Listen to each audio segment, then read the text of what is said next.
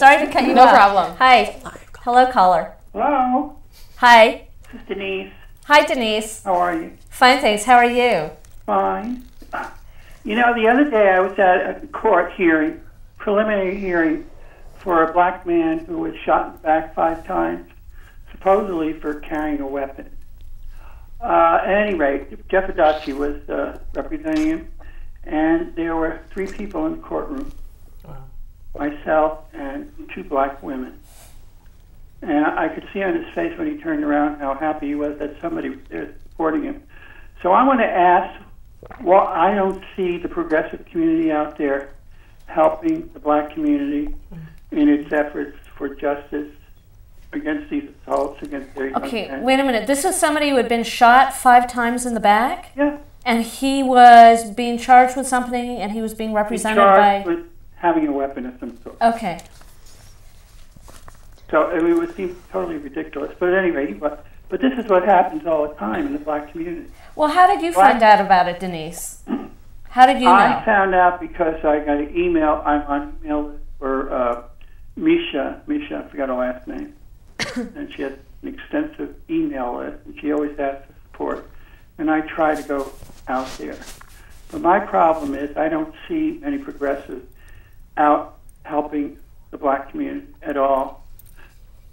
There's a huge opportunity, like going to court or going at night to community police meeting, police commission meeting, where there's always having problems with black people are out there trying to help their fellow community members. But I rarely see. I don't think I ever see white people, Green Party people, nobody. In fact, the Green Party, as far as I know, only has 1 black person in it.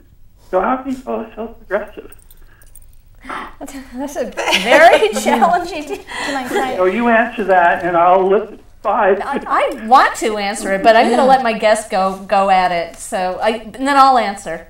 You know, I think that, Denise, you bring up a really, really important point, and, you know, as sort of a wake-up call in what I was talking about with what what we should push ourselves as people who define ourselves as progressive and identify as progressive, to really be committed to social justice and racial justice, and recognizing that in the city there's a huge divide in power, which translates into a divide in resources and access, and really access to life that is free of violence and free of having to scrounge around for jobs and money and food. And I think in San Francisco, there's such a huge divide. And looking back to the primary election in June with Proposition A, with Stop Homicide Now campaign, which was supported by Chris Daly and supported by Jane Kim and all these people who we now saw coming around in November, but where West Side voters who still may identify as progressive didn't stand for the mothers of homicide victims who put that on the ballot, and for the low-income communities in San Francisco who desperately need these violence prevention, like positive violence prevention measures that are going to create jobs, support young people, and really shift that really horrible, unjust reality right now that is facing San Francisco. Yeah. And Certainly. the rest of the country. Well, back in 2003, of course, we had Proposition H, which was the last police accountability measure that did pass, and the Green Party and the progressive movement was very much behind it and fought for it.